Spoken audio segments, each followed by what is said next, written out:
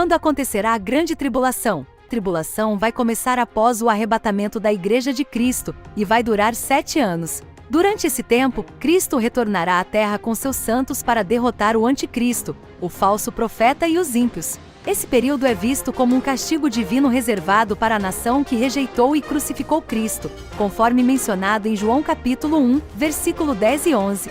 Se esse assunto lhe interessa, se inscreva no canal e deixe seu like. Uma grande tribulação afetará tanto Israel quanto os gentios. O apóstolo Paulo afirma que Cristo descerá do céu, os mortos que morreram em Cristo ressuscitarão com corpos incorruptíveis, e aqueles que estiverem vivos serão arrebatados para estar com o Senhor nos céus, conforme descrito em 1 Coríntios capítulo 15, versículos 51 a 56 e 1 Tessalonicenses, capítulo 4, versículo 13 a 17. Esse arrebatamento ocorrerá para que a igreja esteja em um lugar seguro, longe de qualquer mal.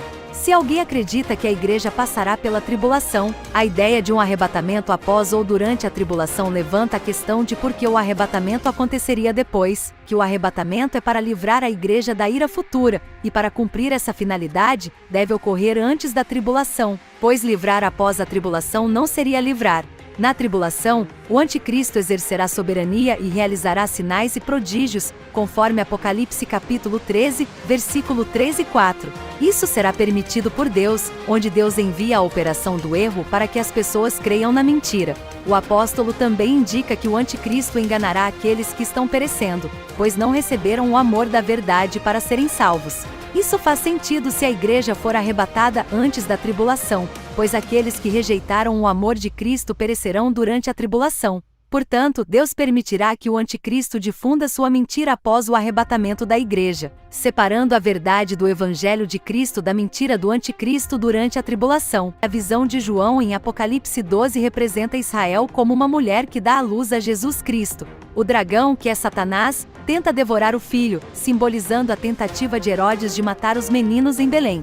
A visão continua com a mulher fugindo para o deserto, marcando o início da grande tribulação, sem mencionar a igreja. Isso reflete o tempo dos gentios, também conhecido como a dispensação da graça, entre as 69 e 70 semanas de Daniel, destacando que a tribulação se concentra nos judeus, não na igreja. Deus interrompeu o cumprimento das 70 semanas para oferecer conveniência aos gentios, demonstrando sua misericórdia. A igreja está sendo formada durante esse intervalo, e a visão não a inclui, enfatizando a distinção entre a igreja e o povo judeu na profecia. Jesus veio para os seus, mas eles não o receberam, e aqueles que o receberam se tornaram filhos de Deus, permitindo que a graça estendesse a salvação também aos gentios. Na grande tribulação, as duas testemunhas profetizarão na cidade santa, uma delas sendo o profeta Elias, anunciando o evangelho do reino.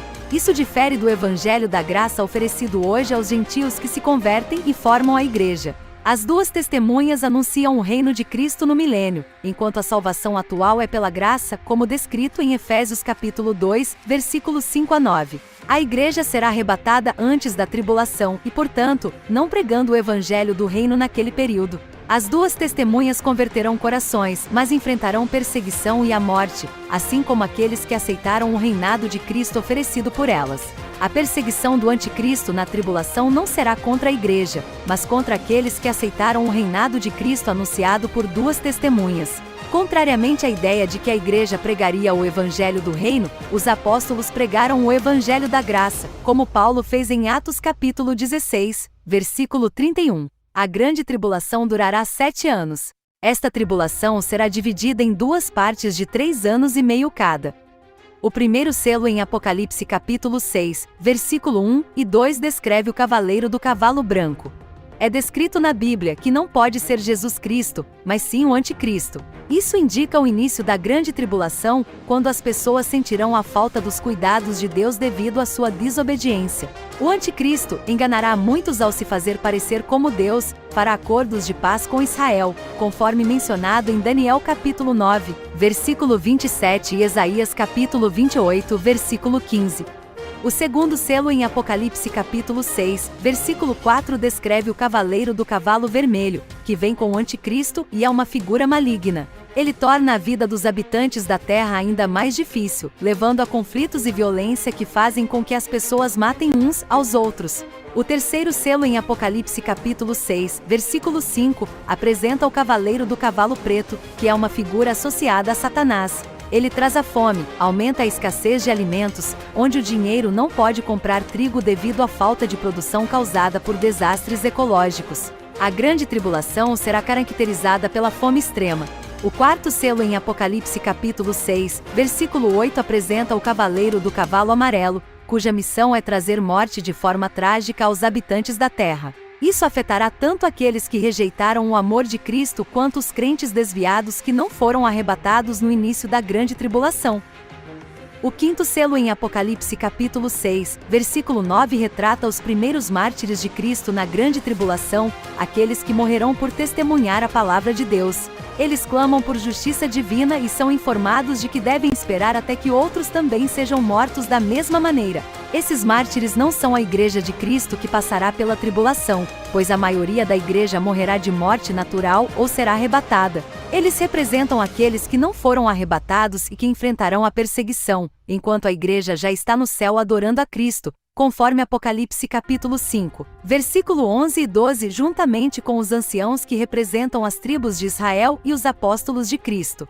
O sexto selo em Apocalipse capítulo 6, versículo 12 descreve uma série de eventos catastróficos, um grande terremoto, um eclipse solar total que escurece a terra e uma chuva. Esses meteoros não são estrelas no sentido literal, mas pequenos corpos celestes que causam uma destruição significativa. Isso resulta em terremotos em todo o planeta e até mesmo no afundamento de ilhas. No final da grande tribulação, ocorrerá uma chuva de grande intensidade, com pedras de até 34 quilos cada, levando os homens a blasfemar devido à devastação causada por essa praga de chuva de Saraiva.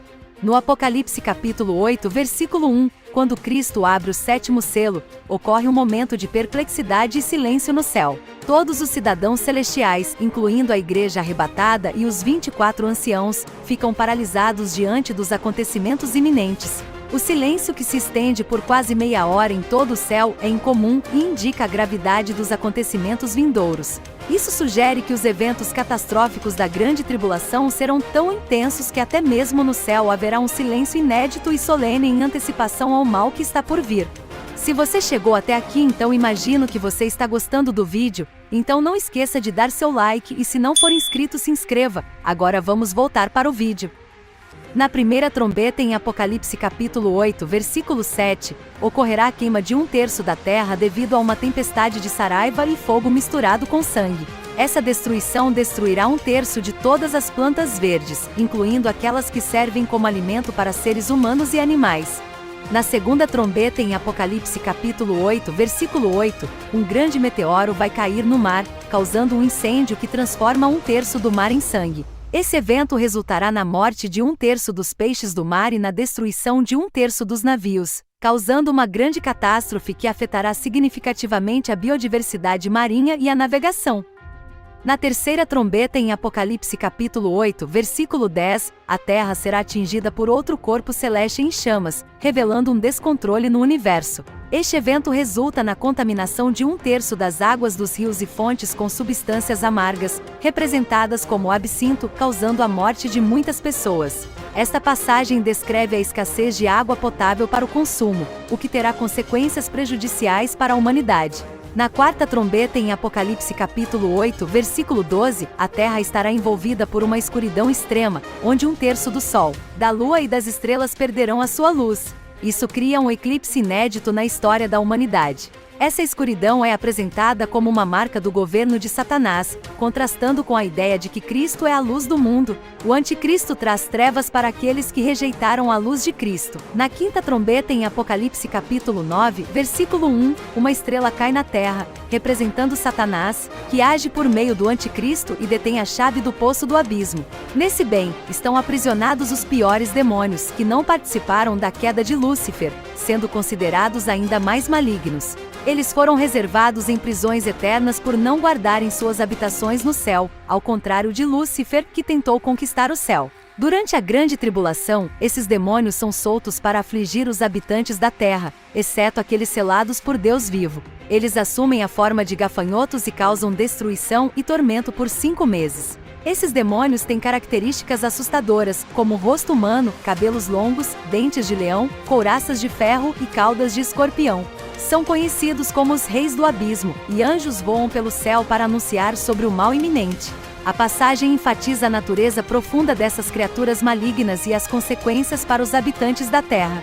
Na sexta trombeta, em Apocalipse capítulo 9, versículo 13, um anjo solta 4 anjos que ficaram presos junto ao rio Eufrates. Esses 4 anjos liderarão um exército de 200 milhões de demônios, com cada um deles comandando 50 milhões. Isso representa uma grande força demoníaca, que é diferente dos demoníacos soltos na quinta trombeta. Essa passagem sugere que esses 4 anjos podem estar liderando os demônios liberados na quinta trombeta. Também é mencionada a possibilidade desses anjos serem demônios que foram presos por terem participado da tentação de Adão e Eva no Jardim do Éden, que ficaram próximos ao rio Eufrates, conforme mencionado em Gênesis capítulo 2, versículo 14. Esses eventos indicam uma manifestação significativa de forças demoníacas durante os eventos do Apocalipse. Na sétima trombeta, em Apocalipse capítulo 11, versículo 15, os 24 anciãos no céu adoram a Cristo, pois chegaram a hora da vingança contra aqueles que causaram mal aos profetas, apóstolos e à Igreja de Cristo.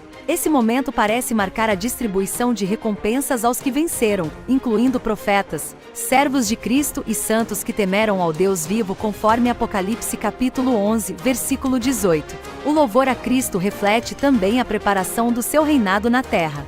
Os galardões indicam que o reino de Deus está se aproximando, realizando assim a petição feita na oração do Pai Nosso, Mateus capítulo 6, versículo 10. No livro também é descrito sobre as 7 taças da ira de Deus. A primeira taça, em Apocalipse capítulo 16, versículo 1 e 2, os 7 anjos são encarregados de derramar as 7 taças contendo a ira de Deus sobre a terra. Isso marcou uma mudança significativa em relação às 7 trombetas anteriores, que afetarão apenas uma parte da criação. Agora, a ira de Deus afeta diretamente os seres humanos, trazendo doenças, chagas e feridas graves. É importante observar que a ira de Deus é direcionada principalmente àqueles que aceitaram o sinal da besta durante a grande tribulação. Este período é visto como o momento da justiça divina, em resposta às injustiças sofridas pelos cristãos ao longo da história.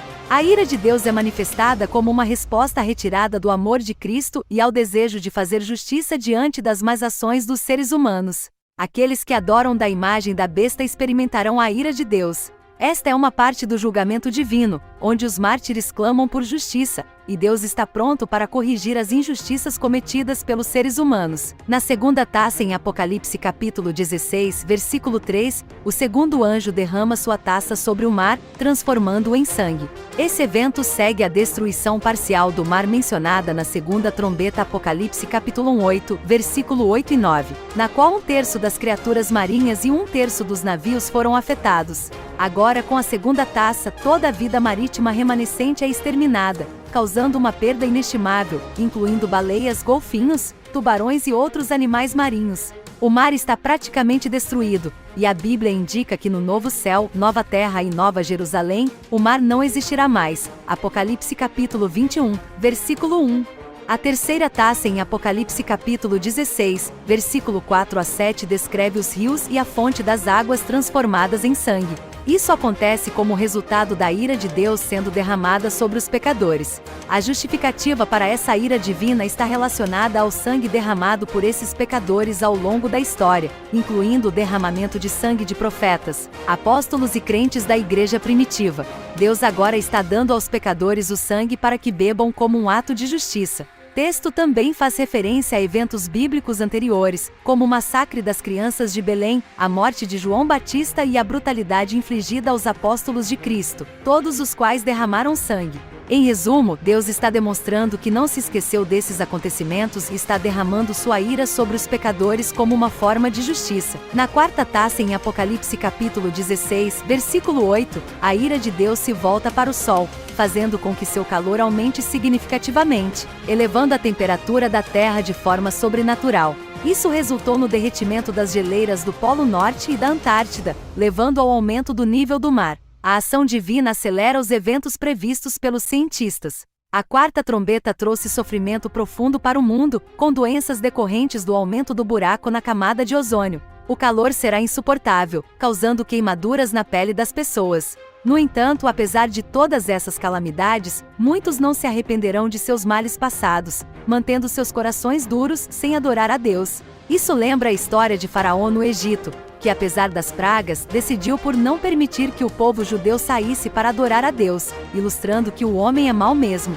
Na quinta taça em Apocalipse capítulo 16, versículo 10 e 11, a ira de Deus é direcionada para o trono da besta, resultando em escuridão e grande sofrimento para seus seguidores. O livro destaca o terrível reinado da besta e como líderes que veem o sofrimento de seu povo continuam a conduzi-los por caminhos incertos. Isso serve como um aviso sobre líderes políticos e religiosos que parecem não ter compaixão por seus seguidores, conduzindo-os à destruição. Além disso, o povo que segue a besta é descrito como tendo corações insensíveis, blasfemando contra Deus e recusando-se a se arrepender de suas ações.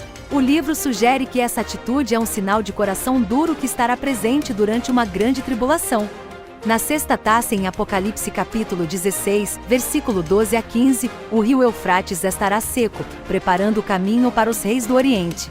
Espíritos imundos, semelhantes a rãs, enviados pela besta e pelo falso profeta, começam a influenciar líderes mundiais para uma guerra mundial contra o povo judeu. Os reis do Oriente são países economicamente poderosos, que podem financiar parte dessa guerra. Eles se reunirão no Vale do Armagedon, uma barreira em Israel que já foi palco de grandes batalhas no passado. Lá, todas as nações serão destruídas pelo poder sobrenatural de Jesus Cristo. Na sétima taça em Apocalipse capítulo 16, versículo 17 a 21, uma voz celestial declara: está feito, simbolizando a vitória de Deus sobre o pecado e a injustiça. Isso marca o fim de toda a iniquidade. O evento é acompanhado por vozes, relâmpagos, trovões e um terremoto excepcional na Terra, o pior desde que a humanidade existe. Duas cidades são particularmente afetadas, uma delas possivelmente sendo uma cidade das nações, que pode ser associada ao Vaticano, onde todas as nações do mundo adoram um único líder espiritual. Isso se relaciona com a ideia de Deus lembrando-se de Babilônia e dando a ela o vinho de sua indignação, que se refere a uma grande religião que influenciou reis e líderes de todo o mundo, promovendo a idolatria e adulterando a palavra de Deus. O capítulo 18 de Apocalipse descreve a queda da Babilônia como uma prostituta, representando uma religião falsa que distorceu a fé genuína e agora está testemunhando sua derrocada diante de Deus e do céu. Bom, se você se interessa por esse tipo de conteúdo, se inscreva no canal. E se você gostou, ou se esse vídeo agregou algum conhecimento para você, deixe seu like. Deus abençoe você e até o próximo vídeo.